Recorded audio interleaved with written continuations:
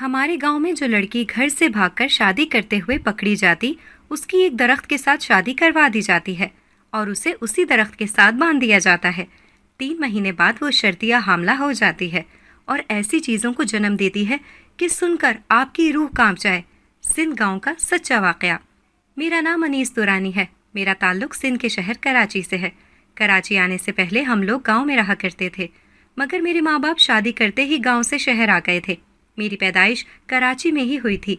بدقسمتی کہہ لیں یا خوش قسمتی کہ میرے ماں باپ کی میں اکلوتی اولاد تھا۔ ہماری زندگی اچھی خاصی گزر رہی تھی۔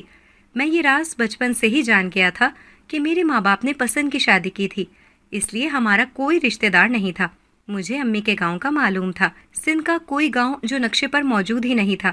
فلمیں دیکھ دیکھ کر میرے ذہن میں یہی تھا کہ جب میں بڑا ہو جاؤں گا تو اس گاؤں میں جا کر اپنے امی ابا کے رشتہ داروں کو تلاش کروں گا اور پھر ان کو اماں اور ابا سے ملوا دوں گا، بالکل ویسے ہی جیسا اکثر فلموں میں ہوتا ہے، اور سب ٹھیک ہو جاتا ہے۔ یہی سوچتے سوچتے میں بڑا ہو گیا، مگر جب بڑا ہوا تو آہستہ آہستہ یہ سب میں بھول گیا اور اپنی پڑھائی کے چکروں میں پڑ گیا۔ تعلیم مکمل کرنے کے بعد معاشرے میں اپنی پہچان بنانے کے لیے ایک اچھی نوکری کا ہونا بہت ضروری تھا۔ میں نے کراچی کی مختلف کمپنیز میں اپلائی کرنا شروع کر دیا۔ قسمت اچھی تھی کہ ایک اچھی کمپنی میں میری نوکری لگ گئی۔ میں بہت خوش تھا۔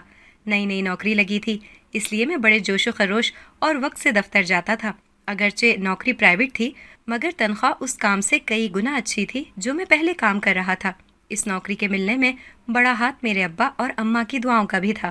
شروع کے دن تو سب کو سمجھنے میں ہی گزر گئے کہ کون کس طبیعت کا ہے، کس کا نام اور کام کیا ہے۔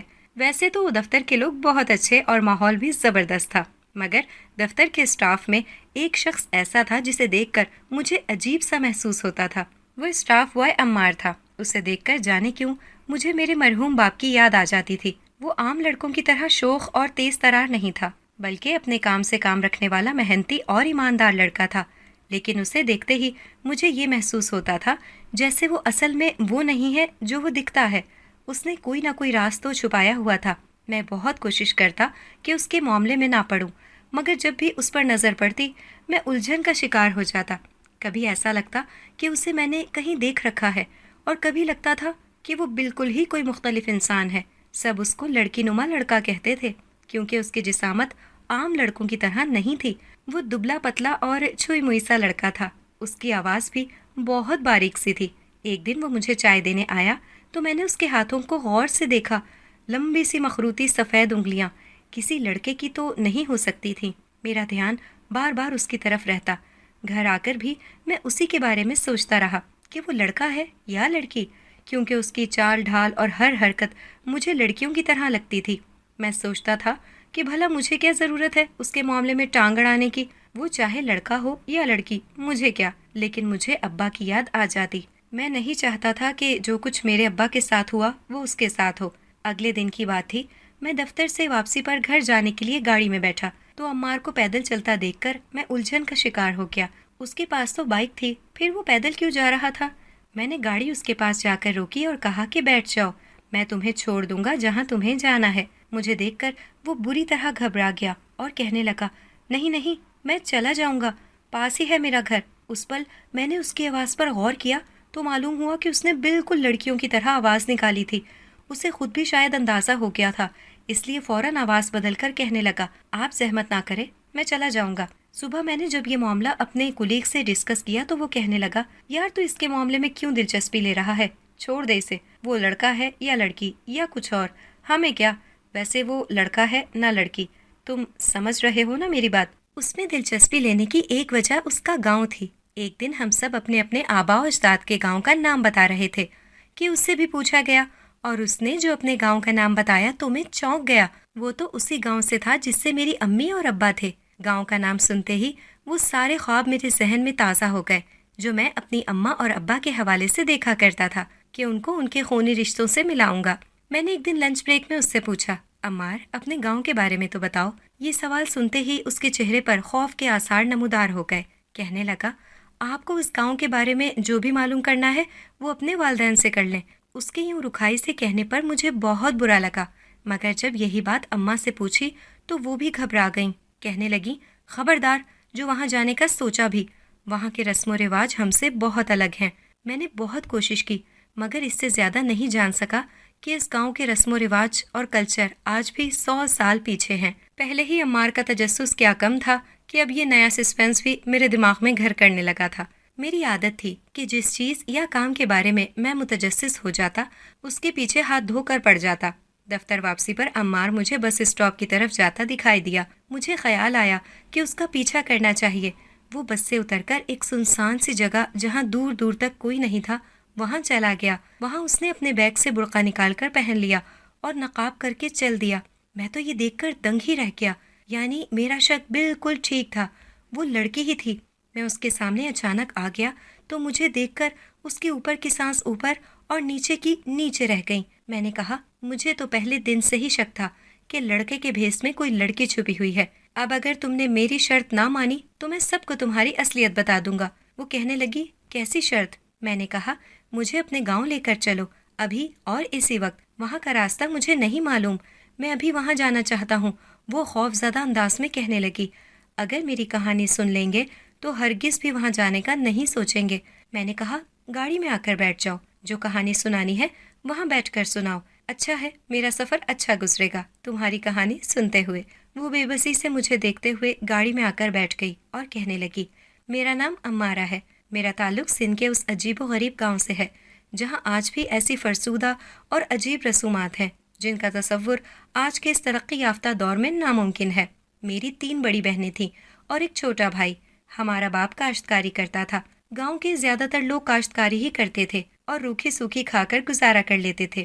میں نے جس وقت اس دنیا میں آنکھیں کھولی وقت بہت بدل چکا تھا، مگر ابھی بھی کچھ رواج ایسے تھے جن پر عمل لازمی کیا جاتا تھا، پھر چاہے زندگی موت کا ہی مسئلہ کیوں نہ ہو۔ ان رواجوں میں ایک یہ بھی تھا کہ گاؤں کی لڑکیوں کو گاؤں کے لڑکوں سے پردہ کرنے کا حکم تھا، یہاں تک کہ اپنے باپ بھائی یا شوہر کے علاوہ اگر کوئی ان کو دیکھ لیتا یا وہ کسی کو دیکھ لیتی تو قیامت آ جاتی، جرگہ بیٹھ جاتا اور قصوروار کو ایسی سزا دی جاتی کہ پھر کئی سالوں تک کسی کی ہمت نہ ہوتی ویسا کرنے کی۔ میرا بچپن بہت گھٹ گھٹ کر گزرا۔ گاؤں کا ماحول ہرگز بھی ایسا نہیں تھا کہ وہاں آزادی کی سانس لی جا سکتی۔ ہمیں 10 سال کے ہوتے ہی پردہ کرنا پڑ جاتا، بھاری لہنگا اور اس پر بڑا سا گھونگھٹ ڈالنا فرض تھا، اور جو ایسا نہ کرتا اسے سزا دی جاتی۔ ایک اور رسم یہ بھی ہے کہ وہاں سب مرد باری باری گاؤں کی سرحد پر پہرا دیتے ہیں تاکہ کوئی نہ باہر جا سکے اور نہ اندر آ سکے۔ ہمارے گاؤں میں اگر کوئی لڑکی بھاگتے ہوئے پکڑی جاتی تو بھی اس کے ساتھ بہت برا سلوک کیا جاتا۔ میری سب سے چھوٹی پھپھو ایک لڑکے کو پسند کرتی تھی، وہ بھی گاؤں کا ہی تھا، لیکن دونوں جانتے تھے کہ ان کی شادی کبھی بھی ان کے گھر والے نہیں کریں گے، اس لیے انہوں نے گھر سے بھاگنے کا فیصلہ کر لیا۔ رات کے پچھلے پہر جب وہ دونوں گاؤں کی سرحد سے نکلنے ہی والے تھے، عین اس لمحے کسی نے ان کو دیکھ لیا اور شور مچا دیا۔ محافظ پہرے دار جاگ اٹھے اور ان کو پکڑ لیا۔ سارا گاؤں اکٹھا ہو گیا۔ ریت کے مطابق لڑکی کو یعنی میری پھپھو کو اس جنگل کی طرف لے جایا جانے لگا جہاں عام حالات میں کوئی نہیں جاتا، کیونکہ یہ خیال کیا جاتا تھا کہ وہاں کوئی اور ہی مخلوق رہتی ہے جو اپنے علاقے میں کسی کو نہیں آنے دیتی۔ تب پہلی بار مجھے اس رواج کے بارے میں تفصیل سے پتہ چلا۔ جب بھی کوئی لڑکی بھاگتی اور وہ پکڑی جاتی تو اس کو اس جنگل میں لے جا کر ایک درخت سے بیاہ دیا جاتا اور اس کی شادی اس درخت سے کروا دی جاتی۔ میں جو اس کہانی میں کھویا ہوا تھا ایک دم چونک گیا اور حیرانی سے پوچھا، درخت سے شادی؟ کیا تم سچ کہہ رہی ہو؟ وہ کہنے لگی، ہاں میں سچ کہہ رہی ہوں۔ اس کی شادی اس خاص درخت سے کروا دی جاتی جو کہ سالوں پرانا تھا، اور اسی درخت کے ساتھ لڑکی کو باندھ دیا جاتا تھا۔ ایسا اس کو سزا دینے کے لیے کیا جاتا تھا۔ میری پھپھو کے ساتھ بھی ویسا ہی ہوا، اس کی زبردستی شادی کروا دی گئی اسی درخت کے ساتھ اور اسے باندھ دیا گیا۔ میں نے چونک کر عمارہ کی طرف دیکھا اور پوچھا، کیا وہاں کے مولوی آسانی سے ایک لڑکی کا نکاح درخت سے کروا دیتے تھے؟ وہ ہنس کر کہنے لگی، وہاں کون سا کوئی مولوی رہتا ہے، وہاں کا مذہب عجیب ہی ہے، کچھ لوگ بدھ مت کے پیروکار ہیں اور کچھ آتش پرست، مگر رسم و رواج کی پاسداری میں سب ایک ہو جاتے ہیں۔ اچھا پھر کیا ہوا؟ میں نے تجسس سے گاڑی کی سپیڈ تیز کرتے ہوئے پوچھا۔ عمارہ نے بتانا شروع کیا، جب میری پھپھو کو باندھ دیا گیا تو سب گاؤں والے واپس آ گئے۔ میرے ابا کے گھر والے بہت شرمندہ تھے کیونکہ کسی لڑکی کے گھر سے بھاگنے کا واقعہ 10 سال بعد پیش آیا تھا، اور پھپھو کے گھر والوں کے لیے یہ ایک تانا تھا۔ میں اس وقت پیدا نہیں ہوئی تھی۔ یہ سب مجھے میری ماں نے بتایا تھا، جن کی شادی اس حادثے کے کچھ سالوں بعد ابا سے ہوئی۔ ایک کہاوت یہ بھی کہی جاتی تھی کہ جس لڑکی کو درخت کے ساتھ باندھ دیا جاتا تھا وہ شرطیہ 3 مہینے کے بعد حاملہ ہو جاتی تھی اور 9 مہینے بعد وہ ایک ایسی چیز کو جنم دیتی تھی کہ سب کی روح کانپ جاتی۔ میری پھپھو کے پاس گاؤں میں سے کسی کو جانے کی اجازت نہیں تھی۔ یہ سب کا عقیدہ تھا کہ لڑکی کا پتی یعنی وہ درخت تھی اب اس کی ضروریات کا خیال رکھے گا۔ صرف 3 ماہ بعد گاؤں والے وہاں جاتے تھے تاکہ دیکھ سکیں کہ لڑکی حاملہ ہوئی یا نہیں۔ پھر کچھ مہینے بعد جا کر دیکھتے کہ اس نے کسی عجیب و غریب چیز کو جنم دیا ہے۔ وہاں ایک ایسا انسان کا بچہ پڑا ہوتا جس کا نچلا دھڑ پیڑ ہوتا یعنی لکڑی کا بنا ہوتا۔ میں نے یہ سنا تو بے اختیار بریک پر پاؤں پڑ گیا۔ میں نے بے یقینی سے اس کو دیکھا اور کہا تم جھوٹ بول رہی ہو، مگر اس نے جب اپنی ہی دھن میں مگن کہانی جاری رکھی تو میں نے چپ کر کے کار سٹارٹ کر دی۔ میری پھپھو کے ساتھ بھی یہی ہوا۔ وہ 3 ماہ بعد حاملہ ہو گئیں اور انہوں نے بھی ایک عجیب و غریب چیز کو جنم دیا تھا۔ جو بچہ پیدا ہوا تھا وہ پیڑ کا بیٹا تھا، اس کا پورا جسم پتوں سے بھرا ہوا تھا۔ گاؤں والے دیکھنے گئے اور توبہ توبہ کرتے ہوئے پلٹ آئے۔ پھر اس کے بعد وہ بچہ کہاں گیا، پھپھو کہاں گئیں، کسی کو کچھ پتا نہ چلا، کیونکہ وہاں اکثر ایسے ہی ہوتا ہے، لڑکیاں عجیب و غریب چیزوں کو جنم دے کر غائب ہو جاتی ہیں۔ خیال کیا جاتا ہے کہ انہیں دیوتا نے اپنے پاس بلا لیا۔ اس واقعے کے 4 برس بعد میرے ابا اور اماں کی شادی ہوئی، اور ایک حیرت انگیز واقعہ جو اماں بتاتی ہیں وہ یہ تھا کہ جب پورا گاؤں ان کی شادی کی تقریب میں مصروف تھا، اس موقع کا فائدہ اٹھا کر ایک لڑکا اور ایک لڑکی گاؤں سے فرار ہو گئے۔ میں سب سے چھوٹی تھی۔ جب میں بڑی ہوئی اور مجھے اس رواج کا پتہ چلا تو میں بہت ڈر گئی، لیکن مجھے اپنے گاؤں کے ماحول سے بہت وحشت ہوتی تھی۔ میرے ذہن میں ان گنت سوال اٹھتے رہتے تھے۔ ہم کس مذہب کو مانتے ہیں؟ دنیا کے کسی مذہب میں یوں تو نہیں لکھا کہ ایک لڑکی کی شادی پیڑ سے کر دی جائے۔ ہمارے گاؤں میں کبھی کبھی اب باہر سے کچھ لوگ آ جاتے تھے جن کی وجہ سے گاؤں والوں کی سوچ بدلنے لگی، لیکن وہ ایک روایت ابھی بھی اسی جگہ تھی۔ میں جب 15 سال کی تھی تو ایک مولانا صاحب ہمارے گاؤں میں آئے۔ وہ اسلام کی دعوت دینے آئے تھے، مگر 3 سال گزر جانے کے باوجود کوئی بھی ان کی بات سننے کو تیار نہیں تھا۔ میں چوری چوری ان کا درس سننے جاتی اور میرا دل ان کی باتوں پر ایمان لے آتا، کیونکہ وہ عورتوں کو عزت دینے کی بات کرتے تھے اور ہمارے گاؤں میں عورت کی کوئی عزت نہیں تھی۔ وہ ایک دن پھر گاؤں سے چلے گئے، مگر ان 5 سالوں میں انہوں نے مجھے بہت بدل دیا اور میں نے مسلمان بننے کا سوچ لیا اور ساتھ ہی گھر سے بھاگنے کا بھی۔ لیکن میں ڈر رہی تھی کہ اگر میں پکڑی گئی تو میرے ساتھ بھی وہی نہ ہو۔ پھر میں نے بھی وہی کیا جو سالوں پہلے آخری بار ہو چکا تھا۔ گاؤں میں کسی کی شادی تھی، سب لوگ وہاں مصروف تھے۔ میں نے یہ موقع غنیمت جانا اور وہاں سے بھاگ آئی۔ کراچی آ کر ایک مسجد میں نے اسلام قبول کر لیا اور اپنا نام امارہ رکھا۔ وہاں کے امام صاحب نے مجھے ایک دارالامان میں داخل کروا دیا۔ کچھ مہینے میں وہاں رہی، پھر نوکری کرنے باہر نکلی اور ایک لڑکے کا بھیس بدلنا پڑا مجھے تاکہ لوگوں کی نظروں سے بچ سکوں۔ پلیز آپ مجھے وہاں نہ لے کر جائیں۔ اگر میں وہاں گئی تو انہوں نے میرے ساتھ بھی وہی کرنا ہے جو وہ بھاگی ہوئی لڑکی کے ساتھ کرتے ہیں۔ میری شادی اس پیڑ کے ساتھ کر دیں گے۔ وہ التجا کرنے لگی۔ مجھے اس ساری کہانی میں ٹویسٹ اور سسپینس معلوم ہو رہا تھا۔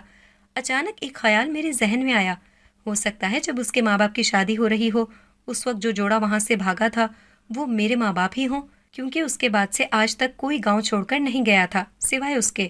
جلد ہی ہم سندھ کے اس گاؤں کی حدود کے پاس پہنچ گئے۔ اس نے کہا گاؤں میں سگنل نہیں آتے، آپ کو جس کو اطلاع دینی ہے دے دیں۔ میں نے اپنے امی ابا کو میسج کر دیا کہ میں ان کے گاؤں جا رہا ہوں، میری تلاش میں پریشان نہ ہوئیے گا۔ میرا اس گاؤں جانے کا فیصلہ سراسر اپنا تھا، کیونکہ میں جاننا چاہتا تھا کہ وہاں کیا سب چل رہا ہے۔ کیا مجھے جو امارہ نے بتایا ہے وہ سب ٹھیک ہے؟ اگر ہاں تو ایسا کیوں ہے؟ لڑکی کی شادی درخت سے ہونے کے باوجود وہ حاملہ کیسے ہو جاتی ہے؟ ان سب سوالات کے جوابات جاننے کے لیے ضروری تھا کہ میں گاؤں میں داخل ہوتا۔ جیسے ہی میری کار گاؤں کے اندر پہنچی تو ہر کوئی حیرانی سے کار دیکھنے لگا۔ پھر امارہ کو گاڑی سے نکلتے دیکھ کر ہر طرف جیسے شور مچ گیا۔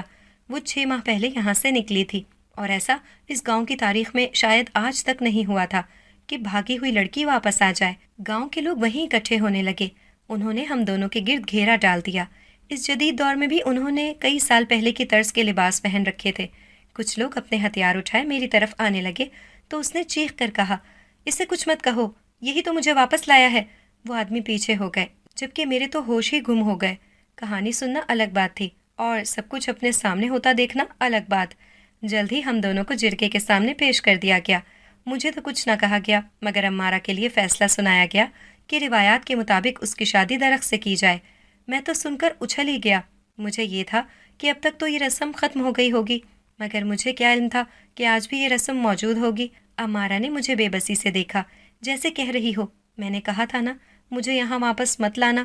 مگر اب میں فیصلہ کر چکا تھا کہ اب وقت آ گیا ہے، اس درخت سے جڑے ہر راز کو سامنے آ جانا چاہیے۔ میں نے آنکھوں ہی آنکھوں میں امارہ کو تسلی دی کہ فکر نہ کرو، کچھ نہیں ہوگا۔ مرد حضرات امارہ کو لے کر جنگل میں جانے لگے۔ اس خاص برگد کے درخت کے پاس پہنچ کر اس کو درخت کے ساتھ رسی سے باندھ دیا گیا اور گول گول گھومتے ہوئے اس پر پھول برسانے لگے۔ 7 چکر وہ سب لگا کر نیچے جھکے اور تھوڑی سی مٹی پکڑ کر اس کے بالوں میں پھینک دی اور کہا، اب تمہاری شادی اس درخت کے ساتھ ہو گئی ہے، اب تم یہیں رہو گی، اب سب جا رہے ہیں، 3 مہینے بعد آئیں گے۔ امارہ کی رنگت خوف سے سفید پڑ گئی تھی۔ اس بیچاری نے بھی آج سے پہلے یہ سب سنا ہی تھا اور آج اس کے ساتھ یہ سلوک ہو رہا تھا۔ میرا ارادہ تھا کہ وہیں رک کر حالات کا جائزہ لوں گا، اس لیے میں بظاہر ان لوگوں کے سامنے کار میں بیٹھ کر وہاں سے چلا آیا۔ قریبی قصبے میں پہنچ کر فون آن کیا تو ساتھ ہی اماں کی کال آنے لگی۔ وہ مجھے واپس آنے کا کہہ رہی تھی۔ میں نے انہیں تسلی دی کہ میں بالکل ٹھیک ہوں اور کسی کو معلوم نہیں کہ میں کس کا بیٹا ہوں۔ پھر میں نے اماں سے اس عجیب و غریب رواج کا پوچھا تو انہوں نے گہری سانس بھر کر کہا، ہاں بیٹا، یہ سچ ہے، اس گاؤں کے عجیب رواجوں نے ہی تو مجھے اور تمہارے ابا کو دل برداشتہ کیا اور ہمیں وہاں سے نکلنا پڑا۔ وہاں سچ میں بھاگی ہوئی لڑکی کی شادی درخت سے کروا دی جاتی ہے، اس لیے ہم نے ایسی رات کا انتخاب کیا جب پورا گاؤں ایک شادی میں مصروف تھا۔ ہم وہاں سے نکل کر کراچی آ گئے۔ ہمیں تب کچھ علم نہیں تھا کہ باہر کی دنیا کیسی ہے، کون ہماری شادی کروائے گا، شادی کیسے ہوگی، ہم کہاں رہیں گے، بہت سارے سوالات تھے۔ مگر پھر آہستہ آہستہ سب ٹھیک ہو گیا۔ ہم نے اسلام قبول کر لیا اور شادی کر لی۔ تمہارے والد نے کام پر جانا شروع کیا، ہم کرائے پر رہنے لگے اور یوں ایک بالکل نئی زندگی کا آغاز کیا۔ پھر تم ہماری زندگی میں آ گئے تو زندگی مصروف سے مصروف تر ہو گئی۔ ہم نے پچھلی زندگی کو یکسر بھلا دیا ہے، مگر اب تم کیوں گڑے مردے اکھاڑنے پہنچ گئے ہو؟ میں اب کیا بتاتا کہ میں کیوں ہوں یہاں؟ سچ بتاؤں تو ایسا لگ رہا تھا جیسے وہاں جانے پر کوئی غیبی طاقت مجھے مجبور کر رہی ہے۔ بہرحال اماں اور ابا کو تسلی کروا کر میں نے کار وہیں ایک گیراج میں کھڑی کر دی اور پیدل ہی گاؤں روانہ ہو گیا۔ میں نے گاؤں میں داخل ہونے کے لیے جنگل والے راستے کا انتخاب کیا تھا۔ میں پیچھے سے ہوتے ہوئے جنگل میں داخل ہوا اور بہت سا چلنے کے بعد بالآخر اس جگہ پہنچ گیا جہاں امارہ کو درخت کے ساتھ باندھا گیا تھا۔ مجھے دیکھتے ہی وہ غصے سے چلائی کہ اب آپ کیا لینے آئے ہیں؟ میں اسی لیے یہاں آنے کے لیے منع کر رہی تھی، مت آئے مجھے یہاں لے کر، آپ کا تو کچھ نہیں گیا، مجھے پکڑ کر قید کر دیا انہوں نے۔ میں نے اسے کہا، اب میں آ بھی تو گیا ہوں نا تمہاری مدد کے لیے۔ وہ کہنے لگی، چلیں پھر جلدی کریں، مجھے رسی سے آزاد کروائیں، پھر ہم نکلیں یہاں سے۔ آپ کو پتہ چل گیا نا کہ میں سچ کہہ رہی تھی، اب کھولیں جلدی۔ میں نے رسی کو دیکھا، وہ بہت مضبوطی سے باندھی گئی تھی۔ میں اسے کھولنے کی بجائے ایک پتھر پر بیٹھ گیا۔ وہ پھر سے کہنے لگی، مجھے کھول کیوں نہیں رہے آپ؟ میں نے کہا، سب کو اس رسم کے بارے میں پتہ ہے، لیکن آج تک کسی نے اس رسم کے پیچھے کی حقیقت کو جاننے کی کوشش نہیں کی کہ یہ کیسے ممکن ہو سکتا ہے کہ یہ ایک درخت لڑکی کو حاملہ کر دے، 3 ماہ بعد وہ حاملہ ہو، پھر وہ ایک ایسے عجیب و غریب بچے کو جنم دے جسے دیکھ کر سب کی روح کانپ جائے، اور پھر وہ لڑکی اور بچہ ہمیشہ کے لیے غائب ہو جائیں۔ ایسا کیسے ممکن ہے؟ اس کے پیچھے کچھ تو چکر ہے، ہمیں وہ معلوم کرنا ہوگا تاکہ ہم باقیوں کو اس سب سے نجات دلا سکیں۔ اس راز کی جڑ تک ہمیں پہنچنا ہوگا۔ میری بات وہ کچھ سمجھ رہی تھی۔ کہنے لگی، میں سمجھ گئی، مجھے کیا کرنا ہے؟ میں نے اسے کہا، بس ہمیں رات ہونے تک یہی انتظار کرنا ہوگا، مجھے یقین ہے کچھ نہ کچھ تو ضرور ہوگا۔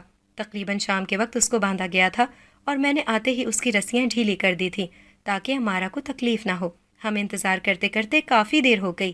میری آنکھیں نیند سے بوجھل ہونے لگیں اور دوسری طرف ہمارا بھی تھک گئی تھی، لیکن یہ بہت ضروری تھا۔ رات کے 12 بجے ہوں گے جب کچھ ہلچل کا احساس ہوا۔ میں جلدی سے اٹھ کر بیٹھا۔ امارہ بھی چوکنی ہو گئی۔ رات کے اندھیرے میں کچھ مشعلیں روشن ہوئیں اور عجیب سی ہو کرتی آوازیں آئیں۔ امارہ کی خوف سے لرزتی آواز سنائی دی، یہ کون لوگ ہیں؟ کہیں آدم خور قبیلے سے تو نہیں؟ میں نے اسے چپ رہنے کا اشارہ کیا اور ایک درخت کے پیچھے چھپ کر اپنے کیمرے سے ویڈیو بنانی شروع کی۔ کچھ ہی دیر میں وہاں کئی لوگ آ گئے۔ حلیے سے وہ اس گاؤں کے نہیں لگتے تھے۔ امارہ نے پلاننگ کے مطابق سوال کرنے شروع کیے، کون ہو تم؟ ان میں سے ایک آدمی آگے بڑھا اور کہنے لگا، تمہیں اس بات سے غرض نہیں ہونی چاہیے کہ ہم کون ہیں، بس اتنا جان لو کہ ہم تمہیں اس پیڑ سے آزادی دلوانے آئے ہیں۔ امارہ نے کہا، مجھے نہیں چاہیے آزادی، میری اس پیڑ سے شادی کر دی گئی ہے، میں خوش ہوں۔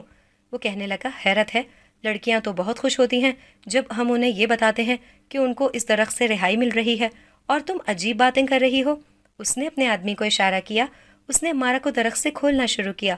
درخت سے آزاد کروا کر اس کے ہاتھ باندھ دیے اور اسے اپنے ساتھ لے کر چلنے لگے۔ میں بھی مسلسل ان لوگوں کے پیچھے تھا۔ جنگل کی پچھلی جانب سے ہوتے ہوئے ان آدمیوں کا رخ بڑی حویلی کی طرف تھا۔ وہ حویلی اس گاؤں کے جرگے کے سردار کی تھی۔ امارہ کو وہ لوگ اندر لے گئے۔ میں بھی محافظوں کی نظروں سے بچتا بچاتا چوری چھپے اندر چلا گیا۔ ایک آدمی امارہ کو سردار کے کمرے کے اندر چھوڑ کر باہر ہاتھ باندھ کر کھڑا ہو گیا۔